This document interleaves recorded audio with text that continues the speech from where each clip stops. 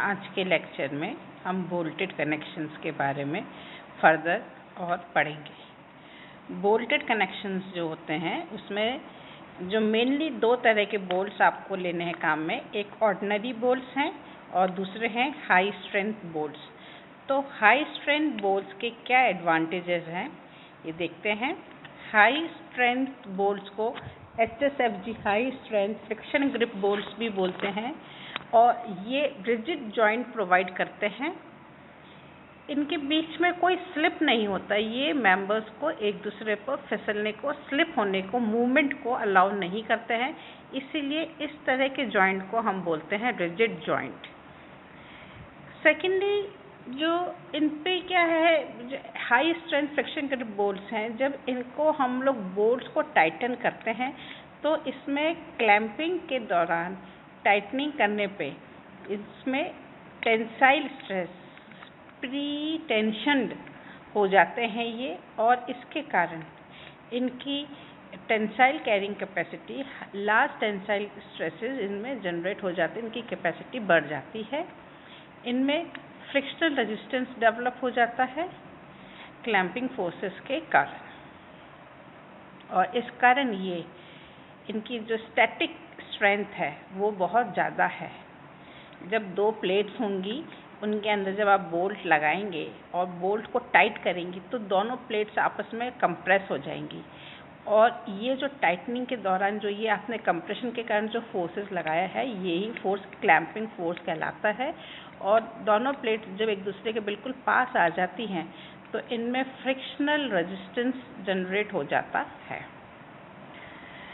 इनके अंदर जो लोड ट्रांसफ़र होता है वो फ्रिक्शन के कारण ही होता है, फ्रिक्शन के थ्रू ही होता है, और शियर और बेयरिंग के कारण नहीं होगा। इनमें होल्स पे स्ट्रेस कंसंट्रेशन नहीं हो रहा है क्योंकि लोड ट्रांसफ़र फ्रिक्शन के कारण हो रहा है। इसके कारण जब इनमें स्ट्रेस कंसंट्रेशन नहीं है तो इनके अंदर फटीग स्ट्रेंथ जो है वो ज़्यादा है। इन बोल्ट्स की जो टेंसाइल स्ट्रेंथ है वो यूनिफॉर्म रहती है। बोल्ट्स का एक और एडवांटेज ये है कि बोल्ट्स वेल्ड और रिवेट्स के मुकाबले बोल्ट्स में ऑल्टरेशंस इजीली हो जाते हैं। मतलब आपको नट खोलना है and you can make the alterations, जो कि रिवेट्स और वेल्डिंग में पॉसिबल नहीं है।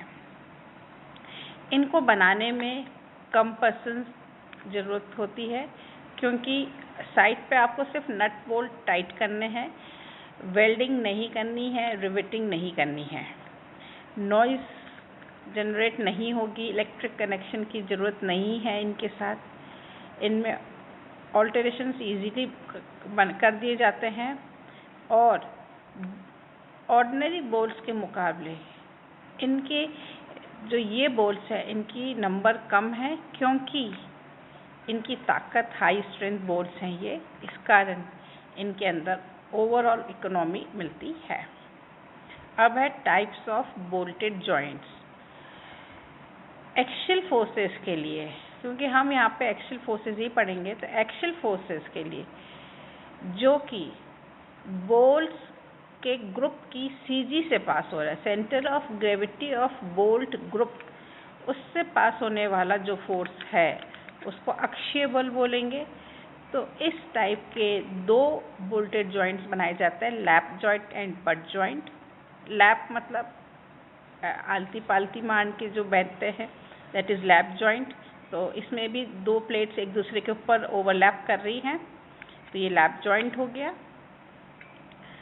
तो ये आपको जो फिगर दिया हुआ है इसमें सबसे पहले फिगर में दिया है सिंगल बोल्टेड लैप जॉइंट। इसमें लैप हो रहा है, आप देखिए दो प्लेट्स दिख रही हैं, एक ऊपर से टॉप व्यू है, एक सामने से एलिवेशन दिख रहा है आपको। तो जो बोल्ट जो है वो एक ही लाइन में है, इसलिए इसको बोलेंगे single bolted lap joint. Single bolted का मतलब ये नहीं कि आपको एक ही बोल्ट प्रोवाइड करना है, बोल्ट लाइन जो है वो एक ही होगी। डबल बोल्टेड में दो लाइनें आ जाएंगी, तो इसमें आपको ये दिख रहा है, आप फिगर को देखिए, टॉप व्यू से एलिवेशन जो दिख रहे हैं उसमें आपको दोनों प्लेट्स दिख रही हैं, आपस में ओवरलैप कर रही हैं और उनके बीच में 2 बोल्ट की लाइन है, इसलिए इसको बोलते हैं डबल बोल्टेड लैप जॉइंट। फिर इसके बाद जो थर्ड फिगर है, उस फिगर में दिखाया है कि 2 प्लेट्स हैं, उनके जब लोड लगा रहे हैं उनकी सीजी पे, तो इस लैपिंग के कारण, ओवरलैपिंग के कारण इनमें इसेंट्रिसिटी जनरेट हो रही है, ई इसेंट्रिसिटी इन लैप जॉइंट। और इस इसेंट्रिसिटी के कारण बेंडिंग स्ट्रेसेस जनरेट होंगे।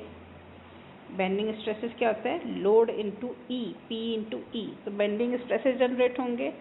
और बेंडिंग स्ट्रेसेस के कारण जो ये मेंबर्स हैं, इनमें जो प्लेट्स हैं, इनमें टेंशन एंड कंप्रेशन जनरेट होगा। तो ये जो है टेंशन, जो एडिशनल एक्स्ट्रा इसेंट्रिसिटी के कारण जनरेट हो रहा है, तो इसको हम अवॉइड करना चाहते हैं।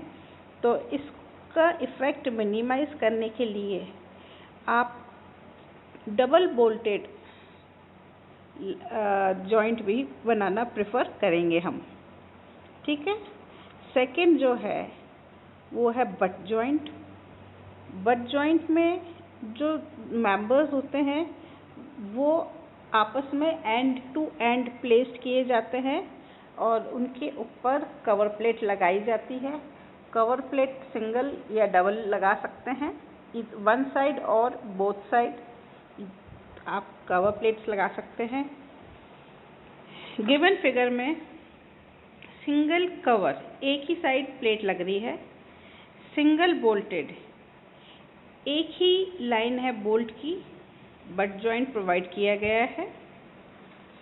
और इसके एडजॉइनिंग फिगर में सिंगल कवर ही है लेकिन डबल बोल्टेड बट जॉइंट है। बट जॉइंट में दोनों प्लेट्स आपस में एक दूसरे को टच करते हुए आपने उनको रख दिया है। सिंगल बोल्टेड में एक ही लाइन है बोल्ट्स की और डबल बोल्टेड में बोल्ट्स की 2 लाइन है। फिर है डबल कवर। डबल कवर मतलब प्लेट्स मेंबर के ऊपर और नीचे दोनों साइड रहेगी, तो उसको बोलेंगे डबल कवर। और सिंगल बोल्टेड मतलब एक ही लाइन है बोल्ट की, एक प्लेट हुई। और इसके adjoining double cover double bolted, यानी कि हर प्लेट में 2 लाइनें बोल्ट की दी हुई है। तो इस तरह से आप ये देख सकते हैं आप कि आपका जो डिज़ाइनिंग है वो किस तरह की है, सिंगल कवर है कि डबल कवर है, सिंगल बोल्टेड कि डबल बोल्टेड। अब जो गिवन फिगर है उसमें लोड का ट्रांसफ़र मैकेनिज़्म दिया हुआ है। ये देखिए, ये लैप जॉइंट है और इसमें सिंगल बोल्टेड लैप जॉइंट चल रहा है। तो इसमें ये सिंगल शेयर में है। सिंगल शेयर मतलब कि जो बोल्ट कट रहा है वो एक ही बार कट रहा है, तो वो सिंगल शेयर हो गया। इसमें पी जो टेंसाइल फोर्स आपने लगाया है, ये आपको एक ही शेयर प्लेन से आपको रजिस्ट करना है, तो शेयर प्लेन पे लोड पी ज़्यादा आता है। बट जॉइंट डबल शेयर, अभी जो इसमें फिगर दिया हुआ है इसमें बट जॉइंट दिखाया गया है जिसमें डबल कवर लगा हुआ है और सिंगल बोल्टेड है। तो इसके अंदर बोल्ट के 2 शेयर प्लेन आते हैं। शेयर प्लेन मतलब प्लेट्स के बीच का जो जगह है, दैट इज शेयर प्लेन। तो इस तरह के जॉइंट में 2 शेयर प्लेन्स आएंगे। तो ये जो आपने फोर्स लगाया है P एक्सटर्नल फोर्स, इसको 2 शेयर प्लेन रजिस्ट करेंगे, तो इस तरह के जॉइंट्स की एफिशिएंसी ज़्यादा होगी, लोड कैरिंग कैपेसिटी ज़्यादा हो गई। अब है butt joint is desirable than lap joint for snug tight bolts. जो स्नग टाइट बोल्ट्स हैं उसमें बट जॉइंट डिज़ायरेबल है लैप जॉइंट से। क्यों? क्योंकि डबल कवर बट जॉइंट में जो ऊपर फिगर दिया गया है वो डबल कवर बट जॉइंट है। जो शियर फोर्स है उसको जो ट्रांसमिट कर रहे हैं वो 2 पार्ट्स से ट्रांसमिट हो रहा है, तो इसकी जो शियर कैरिंग कैपेसिटी है वो डबल हो गई। फिर बट जॉइंट में इसेंट्रिसिटी का इफेक्ट नहीं आएगा। Centricity of forces does not exist in double cover butt joint. अब हम ये देखेंगे कि लोड कैसे ट्रांसफ़र होता है। 2 तरह के जॉइंट्स बनेंगे, ट्रांसफ़र मैकेनिज़म्स बनेंगे, पहला है बेयरिंग टाइप कनेक्शन और दूसरा है स्लिप क्रिटिकल या slip resistant connections. Bearing type connection से जनरली ऑर्डिनरी बोल्ट में जो लोड ट्रांसफ़र होता है वो बेयरिंग के थ्रू ही होता है। जब हम लोड लगाते हैं तो दोनों प्लेट्स एक दूसरे पे स्लिप करेंगी, मूवमेंट होगा, तो उस मूवमेंट के कारण जो बोल्ट होल का जो एज है वो बोल्ट के कांटेक्ट में आएगा और लोड को ट्रांसफ़र करेगा, और ये जो कांटेक्ट में आने का प्रोसेस है is bearing type. Second type जो है हाई स्ट्रेंथ बोल्ट्स के लिए वो है स्लिप क्रिटिकल और स्लिप रेजिस्टेंट कनेक्शंस। इसमें स्लिप रेजिस्टेंट मतलब इसमें स्लिपेज अलाउड नहीं है, या स्लिप क्रिटिकल है, इसको स्लिप को ये अलाउ नहीं करता है। इस तरह के जॉइंट्स में क्या होता है, high strength friction grip bolts में क्या होता है, ये जो लोड ट्रांसफ़र का मैकेनिज्म है स्लिप क्रिटिकल या स्लिप रेजिस्टेंट या फ्रिक्शन के कारण जो हो रहा है ये हाई स्ट्रेंथ बोल्ट्स में होता है।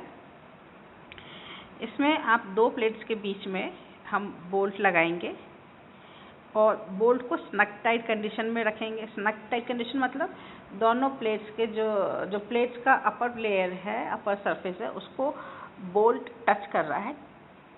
अब आप इसको फर्दर टाइटन करेंगे। तो जब हम इसको फर्दर टाइटन करते हैं तो जो हमारी प्लेट्स है वो कंप्रेस हो जाएंगी।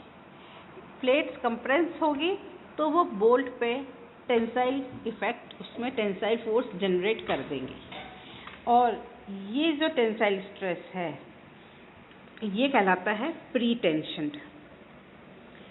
जब दोनों प्लेट्स आपस में कंप्रेस हो रही हैं तो वो एक दूसरे के कांटेक्ट में आ जाएंगी और इनमें फ्रिक्शन जनरेट हो जाएगा। अब आप इस पर फोर्स लगाएंगे इस प्लेट के ऊपर, मेंबर्स पे, तो फ्रिक्शनल फोर्स जो है वो आगे की तरफ मूवमेंट नहीं होने देगा। तो ये स्लिपेज जो होती है बेयरिंग टाइप में वो स्लिपेज इसमें नहीं होगी, और ये जो लोड जो ट्रांसफ़र होगा एक प्लेट से दूसरे प्लेट में वो फ्रिक्शन के थ्रू होगा।